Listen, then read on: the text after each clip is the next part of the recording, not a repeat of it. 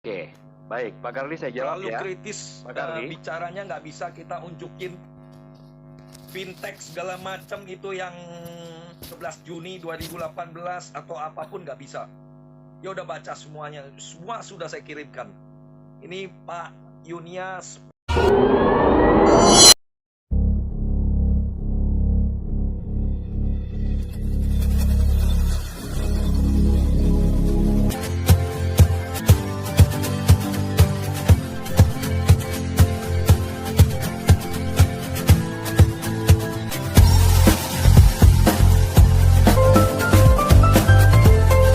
Saya merasa tertantang dengan saya baru nih kali ketemu orang yang terbiasa ini. Oke, baik Pak Karli saya jawab Terlalu ya. kritis Pak Karli. bicaranya, nggak bisa kita unjukin fintech segala macam itu yang 11 Juni 2018 atau apapun nggak bisa.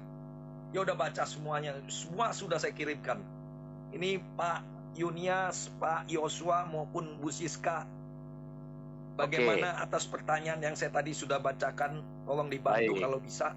Atau kawan-kawan, Ibu Dian atau Oke, Pak Beni. Pak Karli, bagaimana tanggapannya? Ya, saya tanggapi ya Pak Dengan Karli, saya mohon punya tadi maaf. pertanyaan itu. Terima kasih Pak Yunias, Pak Yosua. Oke, Pak Karli saya jawab ya. Saya mohon maaf saya potong karena kalau terlalu panjang lupa Pak. Apa yang menjadi inti yang harus kami jawab ya. Jadi yang pertama, kalau terkait dengan The Safe House Singapura, apalagi yang bersangkutan itu pernah jadi warga negara Singapura ya, atau berdomisili di Singapura. Sebenarnya Bapak tinggal kasih saja websitenya The Reserve atau website dari The Safe House Singapura. Kalau beliau seorang yang kritis Pak, dan memang orang yang pintar, maka dengan Bapak kasih saja website dari The Reserve Singapura atau The Safe House Singapura, beliau sudah bisa memvalidasi. Ya, jadi nggak sulit Pak, karena semua logam mulia yang masuk di The Safe House atau The Reserve Singapura itu semua dalam pengawasan pemerintah. Ya, ingat bahwa logam mulia yang masuk di sana itu diasuransikan, ya, dan juga diaudit setahun 4 kali. Mekanismenya seperti apa? Sangat transparan. Ya, hampir semua bank-bank besar di Asia Pasifik kalau nyimpen logam mulianya di sana, Pak. Ya, jadi kenapa Nagaya yang mungkin kalau dibandingkan dengan bank-bank besar, waduh, kita juga malu ya. Kita ini masih perusahaan kecil, ya. Tetapi kenapa kita memilih tempat yang sama di mana bank-bank besar, lembaga-lembaga keuangan internasional, ya, itu menempatkan logam-logam mulia mereka di sana. Di tempat yang sama, Nagaya memilih.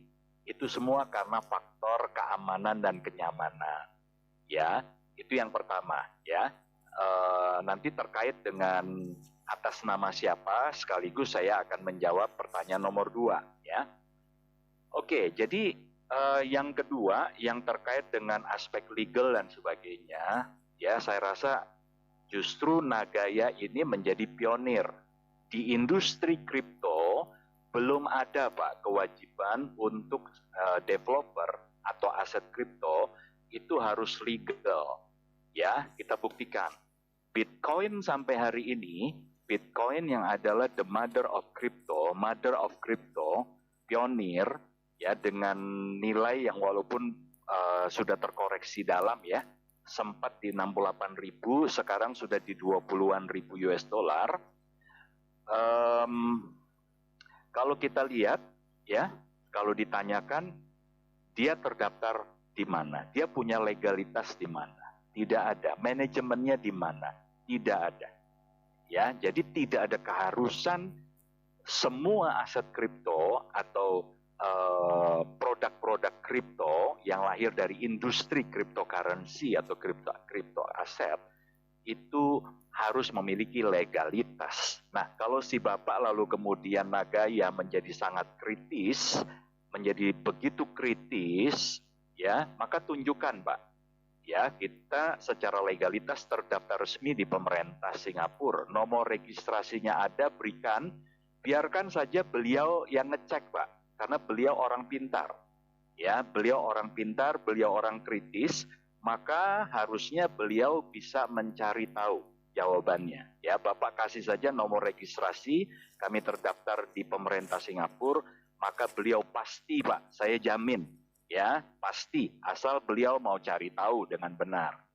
Ya, tapi kalau cuma sekedar pertanyaan-pertanyaan yang disampaikan kepada Pak Karli dengan tujuan untuk negatif saja, maka yakinlah Pak, semua data yang Bapak sodorkan itu tidak akan ada artinya. Dia juga tidak akan validasi. Karena tujuannya bukan mau cari yang benar. Ya, cuma ingin mengajukan pertanyaan-pertanyaan negatif. Ya, jadi berikan saja nomor registrasi karena kita ada di terdaftar di satu pemerintah yang regulasinya sangat ketat, Pak. Nah, kemudian yang terkait proyek, ya, Bapak beritahu saja, ya, proyek kita di Indonesia, proyek nikel itu dengan entitas PT Nagaya Mineral Indonesia, ya. Beritahu kepada mereka, kepada beliau, silakan cari di Kementerian ESDM. Ya, karena beliau juga orang pintar, jadi harusnya Bapak kasih tahu saja, Pak. Cek di Kementerian ESDM, ya, PT Nagaya Mineral Indonesia. Itu semua perizinannya, kemudian dewan direksinya siapa, izin sampai dengan tahun berapa, kemudian izinnya itu lingkupnya seperti apa, semua lengkap, Pak.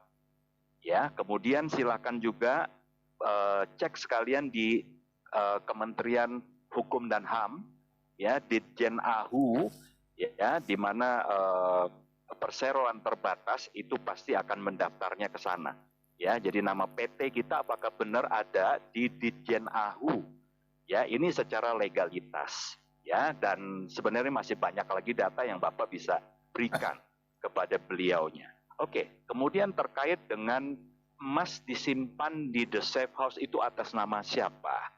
Ya, nah, jadi sebenarnya yang dipermasalahkan oleh teman Pak Karli itu karena melihat Nagaya ini sebagai produk investasi. Ya, jadi ini harus diluruskan Pak Karli. Nagaya ini bukan produk investasi. Nagaya sejatinya adalah produk kripto.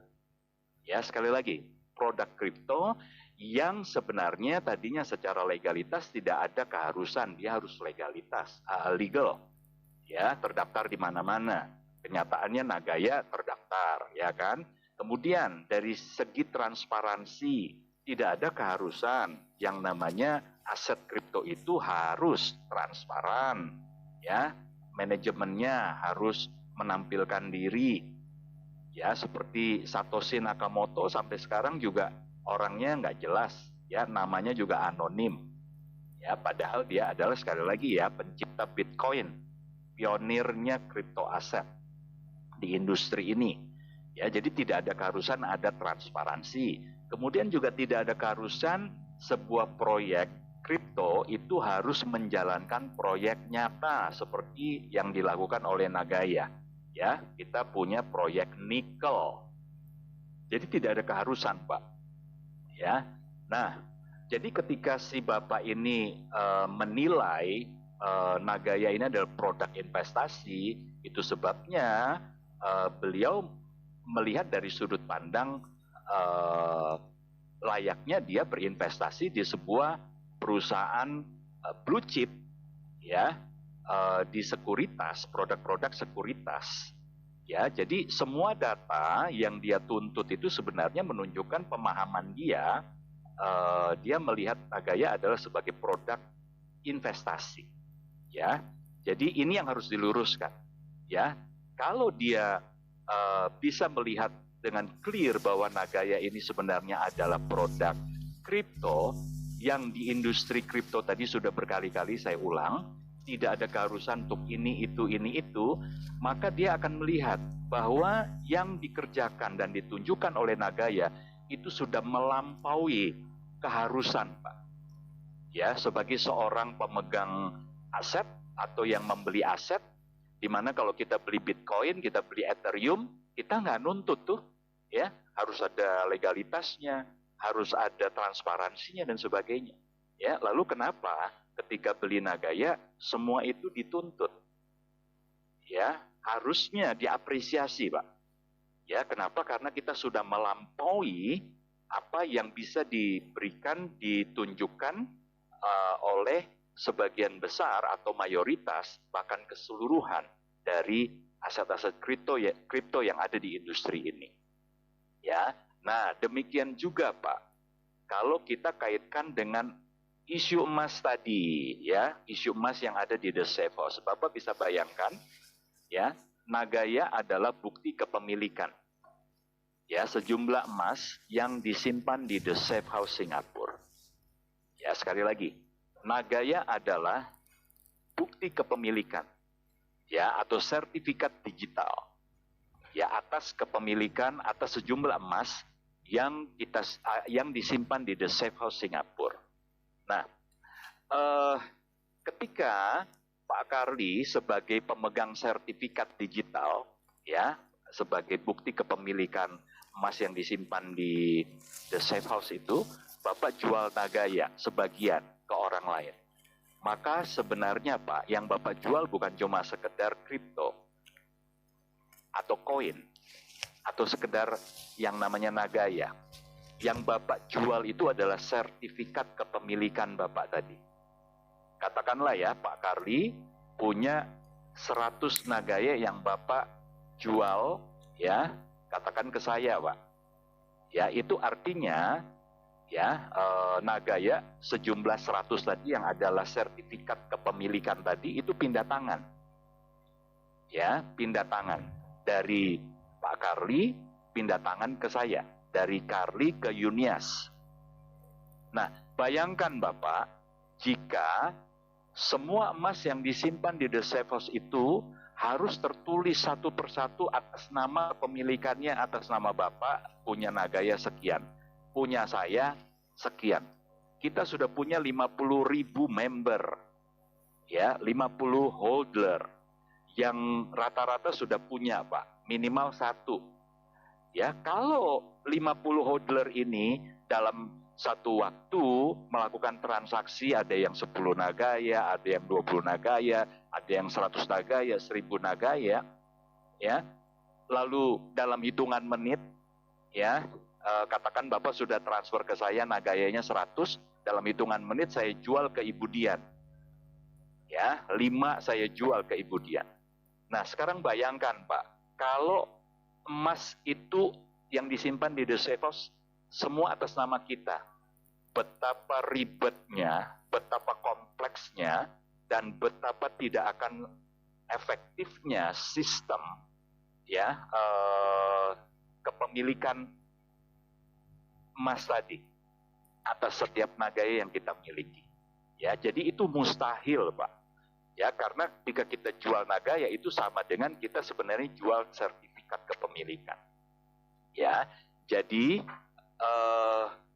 ini konsep mudah sekali, sangat mudah Pak. Ya, kalau mereka paham bahwa Nagaya adalah sertifikat kepemilikan, maka hanya dengan dia menunjukkan sertifikat kepemilikan, tinggal dihitung Pak. Ya, sertifikat kepemilikan dia katakan aja ada 10.000 Nagaya. Kalau nanti dia mau klaim emasnya, balikin aja ke perusahaan. Perusahaan tidak akan cek, ya, dia ini dulu 10.000 ini pernah belinya asal dari mana saja. Ya, dari si A, si B, si C, tidak akan diperiksa Pak. Pokoknya dia bisa membuktikan di akun portalnya, ya, bahwa dia memang punya 10.000 Nagaya, maka itu sudah pasti valid Pak. Ya, pasti diproses.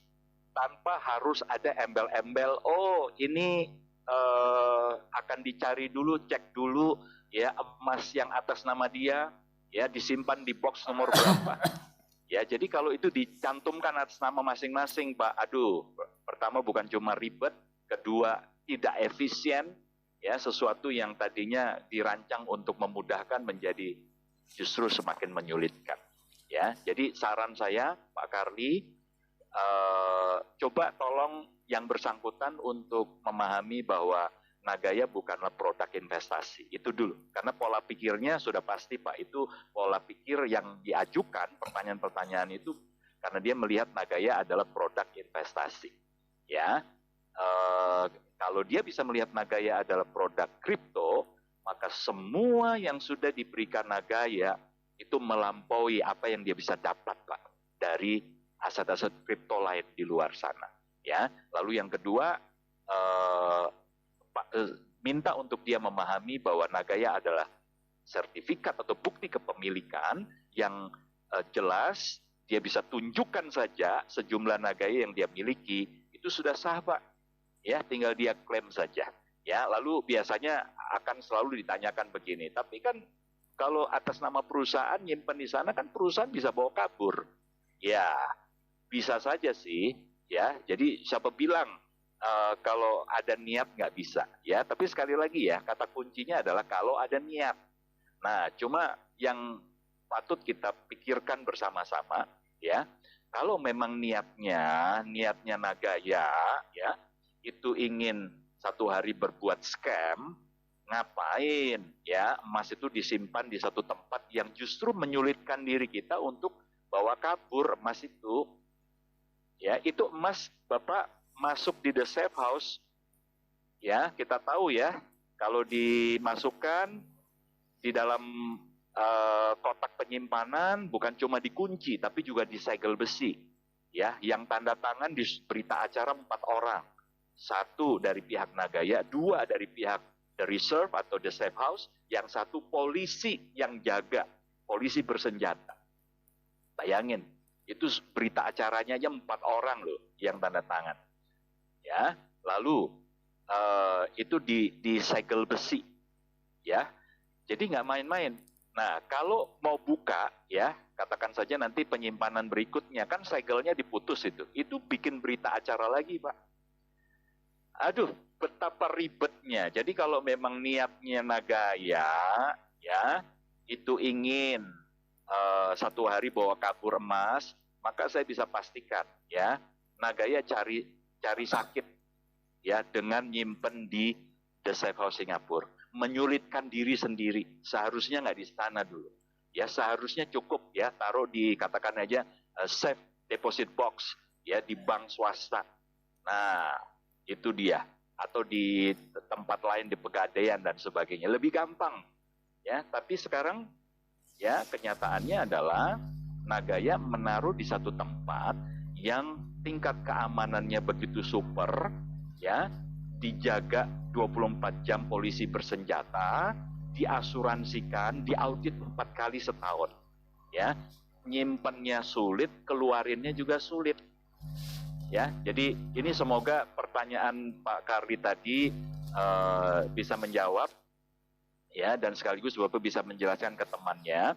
Tapi kalau beliaunya juga tidak mau paham, saran saya tinggalkan saja, Pak, ya.